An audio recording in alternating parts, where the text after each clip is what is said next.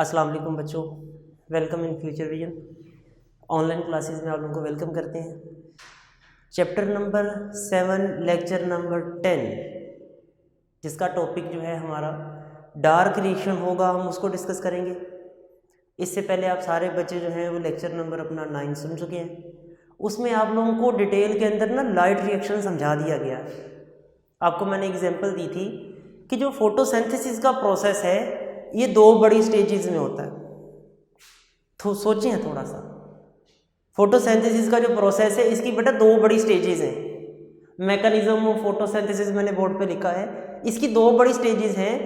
पहली स्टेज के अंदर ATP और NADPH के मॉलिक्यूल्स तैयार किए जाते हैं। This is called light reaction. पहला जो स्टेज है, पहला जो मरहला है, उसमें सूरज की रोशनी आती है और उस सूरज की रोशनी को इस्तेमाल करके ATP और NADPH के मॉलिक्यूल तैयार किए जाते हैं, एनर्जी के मॉलिक्यूल तैयार किए जाते हैं। फिर उन एनर्जी के मॉलिक्यूल्स को यूज़ करके, एनर्जी के मॉलिक्यूल्स को इस्तेमाल करके आगे ग्लूकोज बनता है। ये 2 बड़ी स्टेजेस हैं। पहली स्टेज में लाइट का इस्तेमाल होता है, दूसरी स्टेज में लाइट का इस्तेमाल नहीं होता। पहली स्टेज में चूंकि लाइट का यूज़ होता है इसलिए उसे कहते हैं लाइट रिएक्शन, और नेक्स्ट वाली स्टेज का नाम है dark reaction. Mechanism of photosynthesis जो है मैं यहाँ पर लिखने लगा हूँ। 2 बड़ी स्टेजेस हैं इसकी। पहले वाला प्रोसेस, पहले वाली स्टेज लाइट रिएक्शन। अच्छा, लाइट रिएक्शन जो है इसको हमने एक और नाम दिया था। लाइट रिएक्शन का नाम था लाइट डिपेंडेंट प्रोसेस। इसे लाइट डिपेंडेंट प्रोसेस भी कहते हैं। मैं यहाँ पर फ्लो चार्ट की मदद से थोड़ा सा इसको बयान करता हूँ। सनलाइट आई थी, सूरज की रोशनी आई थी, कहाँ गिरी थी? क्लोरोफिल पे गिरी थी, और क्लोरोफिल ने उनको यूज़ किया और यूज़ करके ATP बनाया और NADPH के मॉलिक्यूल बनाए, एनर्जी के पैकेट्स बनाए। सूरज की रोशनी को इस्तेमाल करके क्लोरोफिल ने ATP और NADPH के मॉलिक्यूल्स को बनाया था। इस प्रोसेस में ये देखें लाइट यूज़ हो रही है, इसीलिए इस प्रोसेस को लाइट डिपेंडेंट प्रोसेस कहते थे। और ये काम कहाँ होता था? ये काम थैलाकोइड्स में होता था। थैलाकोइड सरफेस में होता है। थैलाकोइड्स क्या होते हैं? क्लोरोप्लास्ट का एक हिस्सा है। This is the light reaction. ये लाइट रिएक्शन है। डार्क रिएक्शन भी तो हमने थोड़ा सा पढ़ा था कि जो डार्क रिएक्शन होता है इसमें लाइट का इस्तेमाल नहीं होता। अगर हम डार्क रिएक्शन की बात करें तो इसे हम लाइट इंडिपेंडेंट प्रोसेस भी कहते हैं। ये लाइट इंडिपेंडेंट प्रोसेस है। इसमें रोशनी का इस्तेमाल नहीं होता। इसमें ATP जो पहले बन चुका है उसे और NADPH इन हाई एनर्जी मॉलिक्यूल्स को इस्तेमाल किया जाता है। इन्हें यूज़ करते हैं दोनों को, और इन्हें यूज़ करके ग्लूकोज बनता है। मतलब आप ये भी कह सकते हैं कार्बन डाइऑक्साइड की रिडक्शन होती है। कार्बन डाइऑक्साइड की रिडक्शन होती है और उनसे ग्लूकोज बनता है। ये जो प्रोसेस है ये स्ट्रोमा में होता है। स्ट्रोमा क्या है? स्ट्रोमा भी क्लोरोप्लास्ट का पार्ट है। ये बात है बच्चों पुरानी, खत्म हो गई। ये बात पुरानी है। What is the difference between light reaction and dark reaction? ये एक छोटा सा पैरा लिखा हुआ है, उसके अंदर ये दोनों बातें लिखी हैं।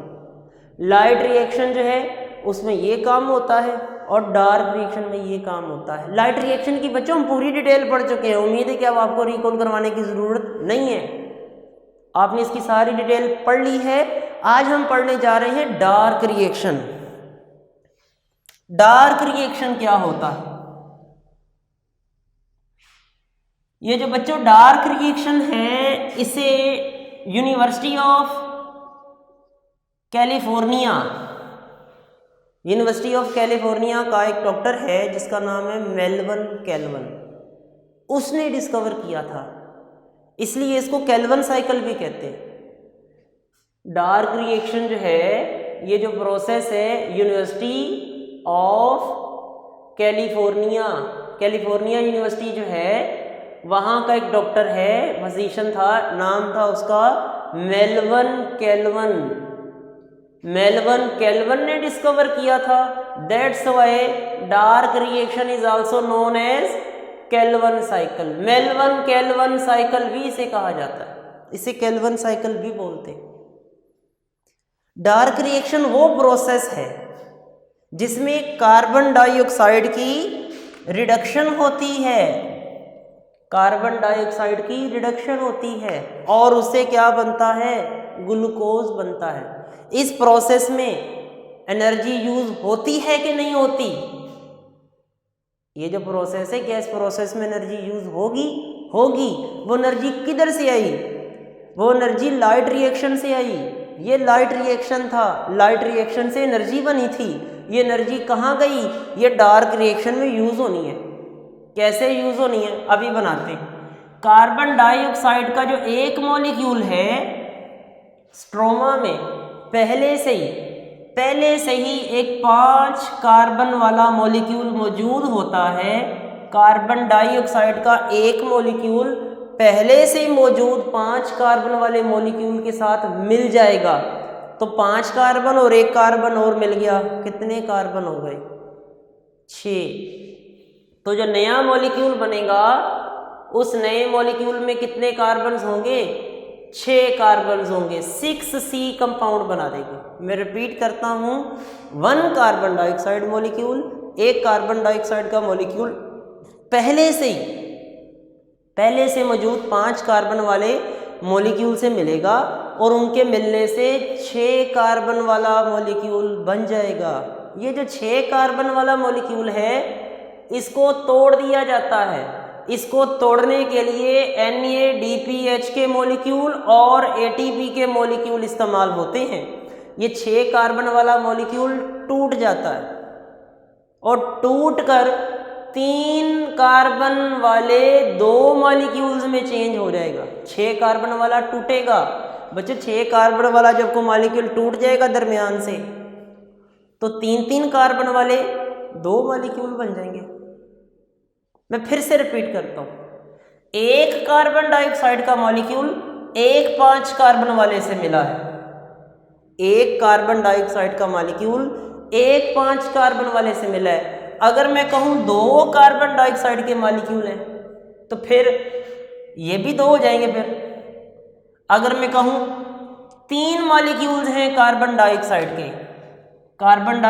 के 3 मॉलिक्यूल हैं, तो ये जो 5 कार्बन वाले हैं, ये भी 3 ही होंगे और उनसे जो नए बन जाएंगे वो भी 3 ही बनेंगे। पहले मैंने बेटा एक की एग्जांपल दिया आपको। 1 कार्बन डाइऑक्साइड 1 5 कार्बन वाले से मिला, 5 कार्बन वाला मॉलिक्यूल पहले से है। एक मॉलिक्यूल आया कार्बन डाइऑक्साइड का, वो पहले से मौजूद 5 वाले से मिल गया। कितने कार्बन हो गए? 5 और ये 1 6 कार्बन वाला ये मॉलिक्यूल बन गया। अगर मैं 3 कार्बन डाइऑक्साइड लेके आता, 1 लेके आया था तो 1 5 कार्बन वाला मिला। अगर मैं 2 लेके आता तो 5 वाले भी 2 चाहिए थे, 1 5 वाला दूसरा 5 वाला। अगर मैं 3 कार्बन डाइऑक्साइड लेके आऊँ तो 5 वाले कितने चाहिए बच्चों? ये भी 3 चाहिए, 1 2 3।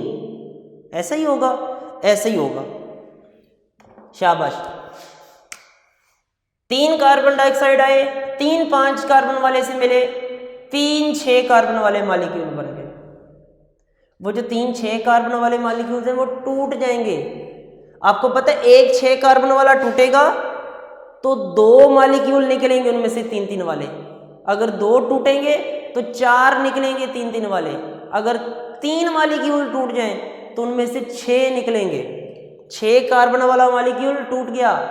जब 6 कार्बन वाला मॉलिक्यूल टूटेगा 3 वाला बन जाएगा। 3 वाले कितने बनेंगे? 6। आप इस तरह भी याद कर सकते हैं, 6 बाहर आ गया 3 अंदर चला गया। इसका क्या मतलब है? 6 बाहर आ गया, 3 अंदर चला गया। इसका मतलब है कि 6 कार्बन वाले 3 मॉलिक्यूल थे, टूट गए, और 3 कार्बन वाले 6 बन गए। एक ही बात है। उनमें से एक जो है 3C, एक जो है मॉलिक्यूल उनमें से यूज हो जाएगा, बाकी कितने रह जाएंगे? 6 थे ना, 6 में से एक यूज हो गया। जब 6 में से एक यूज हो गया तो बाकी कितने मॉलिक्यूल रह गए बच्चों? 6 में से एक निकल गया, 5 रह गए। 6 मॉलिक्यूल थे, 6 में से एक जो है ये किधर गया? ये कार्बोहाइड्रेट्स बनाने में इस्तेमाल हो गया है। 3 कार्बन वाला कार्बोहाइड्रेट, 3 वाली शुगर बनाने में यूज हो गया। 3 गए, एक मॉलिक्यूल 3 कार्बन वाला गया, बाकी रह गए 6 में से एक निकल गया, 5 रह गए। वो 5 3 कार्बन वाले अरेंज होकर 3 5 वाले बना देंगे। वो जो 5 थे ना मॉलिक्यूल 3 कार्बन वाले, अब वो 3 बन जाएंगे 5 5 वाले। बच्चों कंफ्यूजन नहीं होनी चाहिए इस बात में। एक मॉलिक्यूल है, उसमें 3 एटम है कार्बन के, ठीक है, और वो 5 है टोटल मॉलिक्यूल, तो 5 कार्बन वाले 3 बन जाएंगे। मतलब क्या है? ये 5 अंदर ले जाएं, 3 बाहर ले आए। ये देखें, ये मॉलिक्यूल रीअरेंज हुआ और रीअरेंज होकर इसने दोबारा से 5 कार्बन वाले बना दिए। फिर से कार्बन डाइऑक्साइड आएगी, 5 कार्बन वाले मॉलिक्यूल से मिलेगी, 6 वाले बनेंगे, 6 वाले टूट के 3 वाले बना देंगे, एक इस्तेमाल हो जाएगा, 5 रीअरेंज हो जाएंगे। अगर आप गौर से देखें तो ये साइकिल चलता रहेगा। वो जो 3 कार्बन डाइऑक्साइड आए ना, उनका 3 कार्बोहाइड्रेट बन जाएगा, 3 वाला। जो 3 कार्बन डाइऑक्साइड गैस के मॉलिक्यूल आए, उनकी रिडक्शन हो गई, उनकी रिडक्शन हो गई। रिडक्शन के लिए इसने ATP और NADPH इस्तेमाल हुए, कार्बन डाइऑक्साइड गैस की रिडक्शन होगी और उससे कार्बोहाइड्रेट बन गए।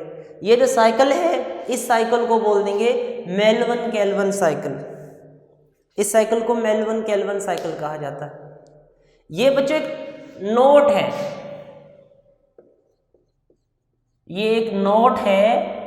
Right a detail note on dark reaction, right a detail note on Melvin Calvin cycle, right a detail note on light independent process. इस प्रोसेस में लाइट का इस्तेमाल नहीं हुआ, या हुआ है? नहीं हुआ। ये जो प्रोसेस है, इस प्रोसेस में लाइट का यूज़ नहीं हुआ, इसलिए इसको लाइट इंडिपेंडेंट प्रोसेस भी कहते हैं। इसके लिए रोशनी की ज़रूरत नहीं होती। ये काम जो है, इसमें कार्बन डाइऑक्साइड गैस की जस्ट रिडक्शन हुई है और उससे कार्बोहाइड्रेट बने हैं। ये काम स्ट्रोमा में हुआ है। स्ट्रोमा थैलाकोइड का एक हिस्सा है। स्ट्रोमा जो है ये थैलाकोइड का एक पार्ट है, लिक्विड है, जिसके अंदर ये काम होता है। आज हमने बच्चों एक शॉर्ट क्वेश्चन पढ़ा है, what is the difference between light reaction and dark reaction. ये शॉर्ट क्वेश्चन है हमारा, जो हमने रिवाइज भी किया है। मैं रिपीट करता हूँ सारा टॉपिक दोबारा से। लाइट रिएक्शन, डार्क रिएक्शन में क्या डिफरेंस है? Light reaction is the light dependent process. It is the process in which light molecule is utilized. It is absorbed by chlorophyll to make ATP and NADPH. This process takes place on thylakoid's membrane. Dark reaction is also called light independent process. During this process, ATP and NADPH are utilized in the reduction of carbon dioxide to make the glucose. This process takes place on the stroma. That is also a part of thylakoid. ये बच्चों important question है। Dark reaction, ये भी मैं revise कर देता हूँ एक बार फिर से। Dark reaction was discovered by Melvin Calvin, that's why it is also called Calvin cycle. ये Melvin cycle, Melvin Calvin cycle. He belongs to university of California. According to him, carbon dioxide gas molecule reacts with already present 5 carbon molecule. Carbon dioxide gas का एक molecule पहले से मौजूद 5 carbon वाले molecule से मिलकर 6 carbon वाला molecule बना देता है, जो कि ब्रेक होकर 3 कार्बन वाले मॉलिक्यूल्स में चेंज हो जाएगा। 3 कार्बन वाले मॉलिक्यूल्स में से एक मॉलिक्यूल की रिडक्शन और बाकी जो है 3 कार्बन वाले मॉलिक्यूल रीअरेंज होकर दोबारा से 5 कार्बन वाले मॉलिक्यूल बना लेते हैं। ये बच्चों साइकिल इंपॉर्टेंट है, इसकी आपने घर में प्रैक्टिस करनी है। इसकी कम से कम आप 2 मरतबा जब आप इसको ड्रॉ करेंगे ना, तो ये आपको समझ आ जाएगा। This is your long question. ये एक नोट है, ये एक लॉन्ग क्वेश्चन है।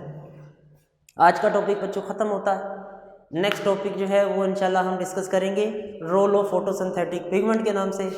तब तक के लिए सर को इजाज़त दें। Stay safe. अल्लाह हाफिज़।